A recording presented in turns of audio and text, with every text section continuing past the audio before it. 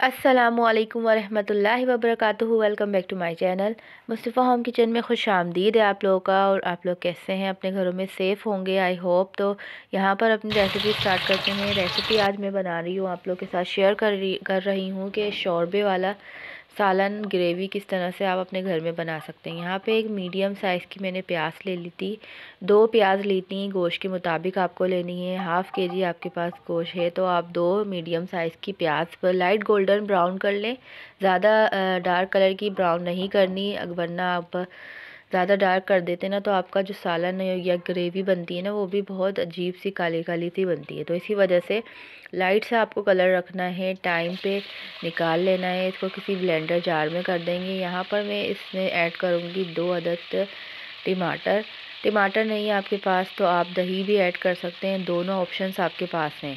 तो यहाँ पर मैंने गोश्त ले लिया था। गोश्त में क्या करना है आपको, बस फ्राई हल्का सा फ्राई करना है। डाल इसके दिया अंदर है। लहसुन इसके अदरक बाद का मैं ऐड पेस्ट करूँगी डालना है, इसके भून अंदर लेना है। जिंजर गार्लिक का पेस्ट। जिंजर गार्लिक पेस्ट आपको अच्छी सी क्वांटिटी डालनी है, यानी 1 टेबल स्पून भर के डालना है।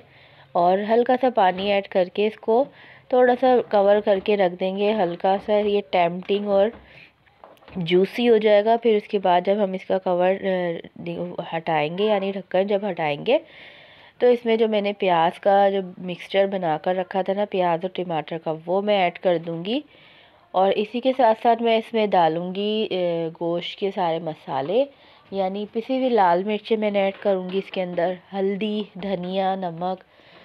ये चीज़ें जो होती हैं ना वो ग्रेवी बनाने के लिए बहुत हेल्पफुल होती हैं। तो यहाँ पर मैं सारी चीज़ें डाल के ढक के कवर करके रख दूँगी। ये सब अच्छी तरह से गलता रहेगा गोश्त और भुनता भी रहेगा। अच्छी तरह से भुनाई करनी है आप लोगों को। फिर इसके बाद आप लोगों को क्या करना है कि अगर ऑयल ऊपर आ गया, ये अच्छी तरह से भून गया है सालन, ग्रेवी बिल्कुल अच्छी तरह से फ़ाइन पेस्ट बन गया है इसका।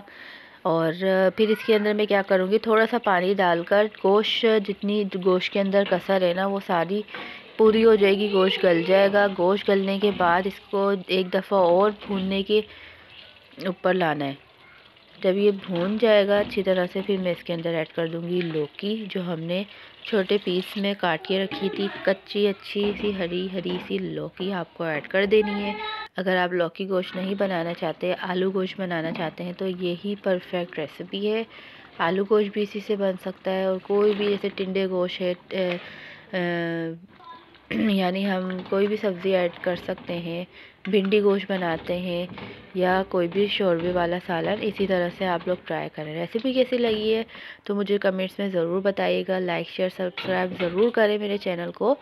और हरा धनिया और हरी मिर्च लास्ट में आप लोगों को इसके ऊपर गार्निश के लिए डालना है। और ये मज़ेदार सा हमारा लौकी गोश्त रेडी है, और बहुत ही इजी है। ज़रूर ट्राई करिएगा, हर घर में ही ये बनाया जाता है। तो ये एक ऑथेंटिक रेसिपी थी जो मैं आप लोगों के साथ मैंने शेयर कर दी थी। इसी के साथ साथ मुझे दीजिए इजाज़त।